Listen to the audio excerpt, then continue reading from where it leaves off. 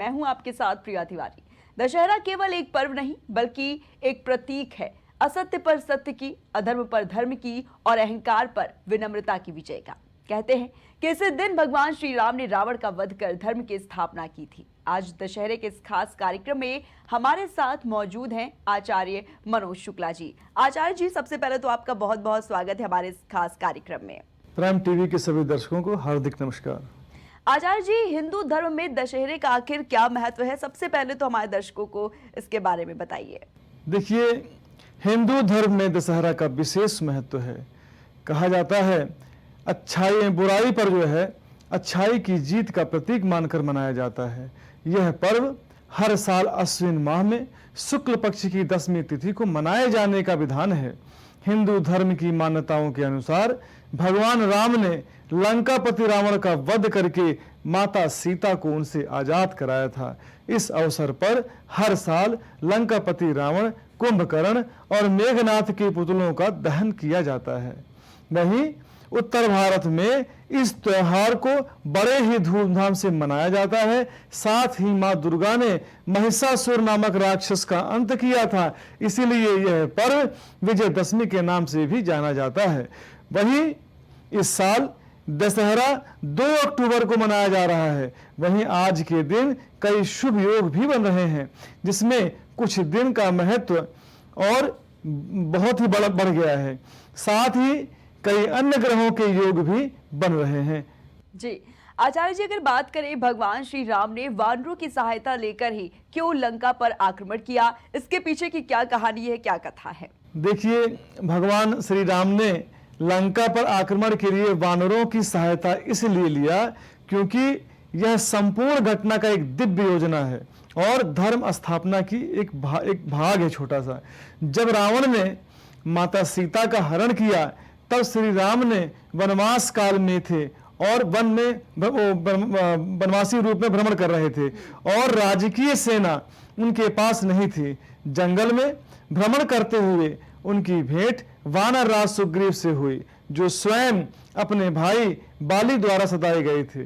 श्री राम ने सुग्रीव की सहायता से बाली का वध करके उसे किष्किंधा का राजा बनाया और बदले में सुग्रीव ने सीता की खोज और रावण से युद्ध में सहायता का वचन दिया था। वानर विशेष रूप से हनुमान, नील, नल, जामवंत आदि अद्भुत शक्तिशाली थे और उनमें प्रभु भक्ति तथा त्याग की भावना थी। यह भी माना जाता है कि वानर कोई सामान्य प्राणी नहीं थे, बल्कि देवताओं के अंशावतार थे जो रावण वध के लिए पृथ्वी पर आए थे। श्री राम ने वानरों की सहायता लेकर के यह दिखाया कि धर्म की स्थापना के लिए बल नहीं बल्कि विश्वास, सहयोग और सामूहिक प्रयास जरूरी है। और यह भी भगवान ने स्वयं भी साधारण जनों के बीच में सहायता से असाधारण कार्य कर सकते हैं, यह दिखाया जो है। जी, अगर बात करें आचार्य जी, दशहरे पर रावण दहन का जो शुभ मुहूर्त क्या है, वो क्या है, इसका जो समय है वो क्या है? देखिए, शास्त्रों के अनुसार रावण दहन का जो है प्रदोष काल में जो विधान दिया गया है, जो सूर्यास्त के बाद आरंभ होता है। इस दिन सूर्यास्त का समय शाम 6:05 है, इसीलिए इसके बाद रावण दहन किया जाएगा। जी आचार्य जी, एक और सवाल कि दशहरे में आखिर रावण, कुंभकर्ण और मेघनाथ को ही क्यों जलाया जाता है? इसके पीछे की क्या कुछ कहानी है, क्या कुछ कथा है? देखिए, दशहरे के दिन जो है वो रावण, कुंभकर्ण और मेघनाथ को जलाने की परंपरा जो है वो प्रतीकात्मक रूप से अहंकार, तमस और अंधभक्ति के अंत को दर्शाती है। आदमी के अंदर जो तामस आ जाता है, क्रोध आ जाता है, उसको यह दर्शाती है। रावण जो अत्यंत ज्ञानी था, शक्तिशाली था, लेकिन उसका अहंकार और स्त्री अपहरण का जो पाप था, जो चरित्र का जो दाग लगा, उसके विनाश का एक कारण बना। इसलिए उसे जलाना यह सिखाता है कि ज्ञान भी अहंकार के साथ विनाश का कारण बन जाता है। कुंभकर्ण जो बलशाली था लेकिन हमेशा नींद और आलस्य में रहता था, उसके कारण या उसके द्वारा प्रतिनिधित्व होता था तमोगुण अर्थात आलस्य या अज्ञान। इसीलिए उसका दहन यह सिखाता है कि जीवन में जागरूकता जरूरी है। वहीं मेघनाथ जो शिव भक्त था लेकिन अंधभक्ति और अधर्म के साथ खड़ा था, उसका अंत यह बताता है कि धर्म के विरुद्ध खड़े होने वालों का अंत निश्चित है, चाहे वे कितने भी शक्तिशाली क्यों ना हो। इस तरह तीनों का दहन हमारे अंदर के अंधकार, आलस और अज्ञान को जलाने का प्रतीक है और यही दशहरा का असली संदेश लोगों के बीच में है। जी आचार्य जी, बात करें आज दशहरा के शुभ मौके पर कौन से योग और कौन से नक्षत्र का जो संयोग है वो बन रहा है? देखिए, वैदिक पंचांग के अनुसार आज दशहरा पर पूरा दिन रवि योग रहेगा, जिससे जीवन में सकारात्मकता आती है। इसके साथ ही रात्रि 12:34 से अर्थात 11:28 बजे तक 2 अक्टूबर सुकर्म योग रहेगा और इसके बाद धृत योग लग जाएगा। दशहरा तिथि एक अजूब मुहूर्त माना गया है। मतलब है कि इसमें बिना कोई मुहूर्त देखे सभी शुभ कार्य किए जा सकते हैं। कोई व्यापार शुरू कर सकते हैं, साथ ही प्रॉपर्टी या वाहन खरीद सकते हैं। कोई भी कार्य आप अपने तरीके से कर सकते हैं। आज का दिन शुभ माना गया है। आचार्य जी, अगर बात करें धार्मिक महत्व के बारे में तो आज दशहरे के खास मौके पर जो धार्मिक महत्व है इस त्योहार का वो क्या है? देखिए, पूर्वी भारत में दशहरे को दुर्गा पूजा और दुर्गा विसर्जन के रूप में मनाया जाता है। वहीं उत्तर भारत में इस दिन को रामलीला और रावण दहन का आयोजन किया जाता है। दशहरा पर शहर शहर में रावण, कुंभकर्ण और रावण के पुत्र मेघनाथ के पुतले का दहन करने का विधान है। यह एक बेहद ही शुभ त्योहार है और बुराई पर अच्छाई की जीत के जश्न के रूप में मनाया जाता है। इसलिए जो है ये दशहरा मनाया जाता है। जी, बात करें आचार्य जी दशहरे की जो पूजा विधि क्या है, क्योंकि जब दशहरे का खास मौका होता है उसमें देखा जाता है कि बहुत से जो लोग हैं वो इस पर जो पूजा पाठ है वो करते हैं। इसमें कई तरह के सवाल रहते हैं कि ये पूजा जो है वो कब शुरू करनी चाहिए, पूजा विधि खास तौर पर इसकी क्या है आचार्य जी? देखिए, दशहरा की जो पूजा विधि है उसमें सबसे पहले घर को जो है स्वच्छ करके पूजा स्थान को गंगा जल से पवित्र किया जाता है। क्योंकि हमारे हिंदू सनातन धर्म में कहा गया है कि जब भी पूजा आदि इत्यादि कार्य में हो तो पहले स्नान करें, पवित्र हों और पवित्र होकर अपने आसन को पवित्र करें और जहां पर ईश्वर की पूजा करनी है उस आसन को पवित्र किया जाता है। फिर भगवान श्री राम और माता सीता की, लक्ष्मण सहित हनुमान जी की प्रतिमा अर्थात शक्ति स्वरूपा दुर्गा माता की प्रतिमाओं या चित्रों का स्थापन करना चाहिए। नवदुर्गा में जो पूजा के समापन का स्वरूप है वो शस्त्र पूजन भी किया जाता है, अर्थात अंतिम में शस्त्र का भी पूजन किया जाता है, जिसमें अपने शस्त्र, औजार या कार्य में उपयोग होने वाले उपकरण की पूजा की जाती है। क्योंकि यह दिन विजय और ऊर्जा का प्रतीक माना जाता है। पूजा में रोली, अक्षत, पुष्प, धूप, दीप, नैवेद्य, पान, फूल, सुपारी, पुंगी फल, दक्षिणा आदि से अर्चना की जाती है। इसके बाद रामचरितमानस या रामायण का पाठ, विशेषकर राम रावण युद्ध प्रसंग का पाठ किया जाता है। रावण दहन से पहले लोग अपने भीतर की बुराइयों को त्यागने का संकल्प लेते हैं।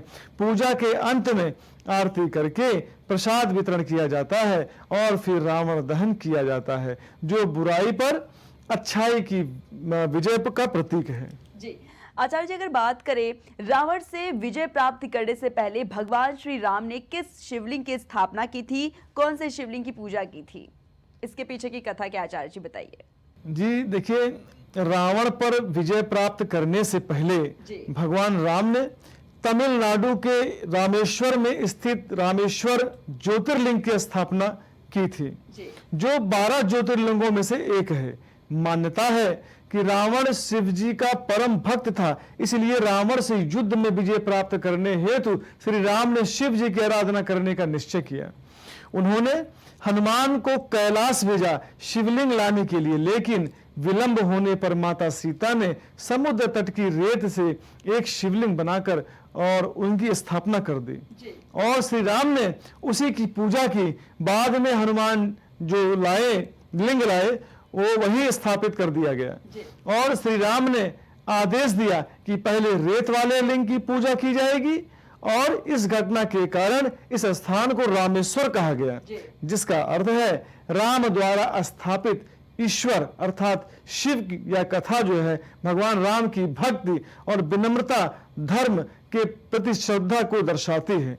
जी आचार्य जी, अगर बात करें रावण और कुंभकर्ण का जो पूर्व जन्म है वो क्या था, इसके पीछे क्या कुछ मान्यता है? क्योंकि बहुत सारे जो ऐसे देखे जाते हैं कि ये किसी को पता नहीं रहता है कि जो उनका पूर्व जन्म है वो क्या था। इसके बारे में हमारे दर्शकों को बताइए आचार्य जी। देखिए, रावण और कुंभकर्ण अपने पूर्व जन्म में जय और विजय नामक भगवान विष्णु के द्वारपाल थे, जो वैकुंठ लोक की सेवा करते थे। एक बार सनक, सनंदन, सनातन और सनत कुमार जैसे 4 ऋषि भगवान विष्णु से मिलने वैकुंठ पहुंचे, लेकिन जय विजय ने उन्हें भीतर जाने से रोक दिया, क्योंकि वे बालक स्वरूप में थे और नियमों के अनुसार बिना अनुमति के किसी को प्रवेश नहीं मिलता था।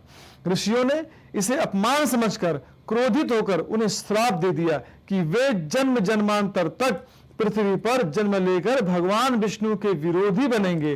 और भगवान विष्णु के अनुरोध पर ऋषियों ने श्राप में विकल्प दिया कि या तो वे 7 जन्म भक्त के रूप में ले या 3 जन्म भगवान के शत्रु के रूप में बनेंगे।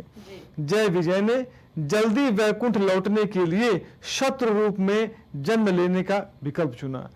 पहले जन्म में वे हिरण्याक्ष हुए और दूसरे जन्म में हिरण्याकश्यप और तीसरे जन्म में जो है रावण और कुंभकर्ण और अंतिम जन्म में शिशुपाल और दंतवक्र बने।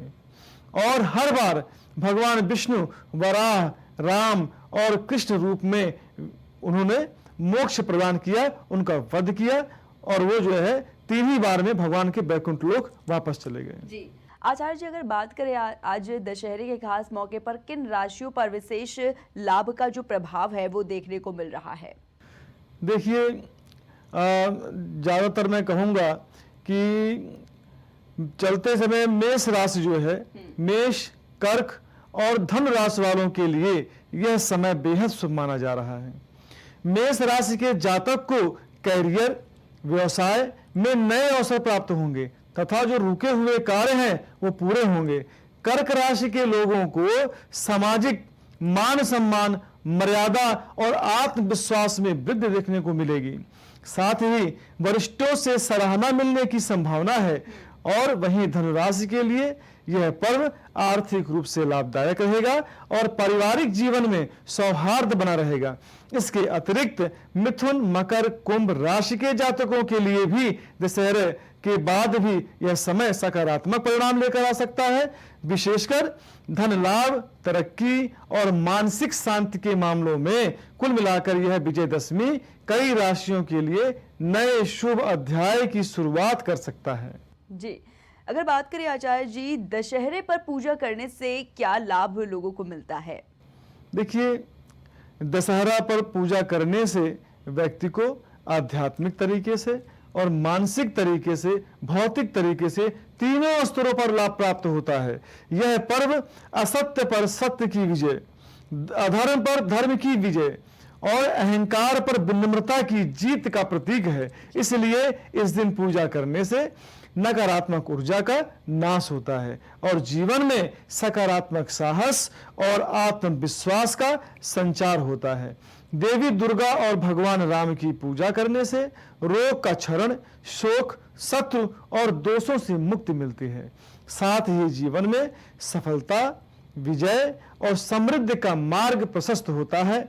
दशहरा पर्व जो है, दशहरे पर शस्त्र और औजार की पूजा करने से कार्य क्षेत्र में सफलता मिलती है और व्यवसाय में उन्नति होती है। मान्यता है कि इस दिन कोई भी की गई पूजा और संकल्प भविष्य के कष्टों को दूर करता है और जीवन को धर्ममय एवं संतुलित बनाए रखता है। इसलिए हमें अपने औजार को भी जो है, जितने भी हमारे औजार हैं उनकी पूजा हमें करनी चाहिए। जी आचार्य जी, बहुत बहुत धन्यवाद आपका हमारे साथ जुड़ने के लिए इस खास कार्यक्रम में और दर्शकों को तमाम जानकारी दशहरे के इस पावन पर्व पर देने के लिए। तो आज के इस खास कार्यक्रम में हमारे साथ मौजूद थे आचार्य मनोज शुक्ला जी। आज के इस विशेष दशहरा कार्यक्रम में हमने जाना कि कैसे ये पर्व केवल उत्सव नहीं बल्कि जीवन में सत्य, धर्म और विनम्रता की जीत का संदेश है। हमें उम्मीद है कि ये संदेश हमारे सभी दर्शकों के दिलों में गहराई से उतरेगा और वो भी अपने जीवन में अच्छाई को अपनाएंगे। आप सभी दर्शकों को एक बार फिर से दशहरे की हार्दिक शुभकामनाएं।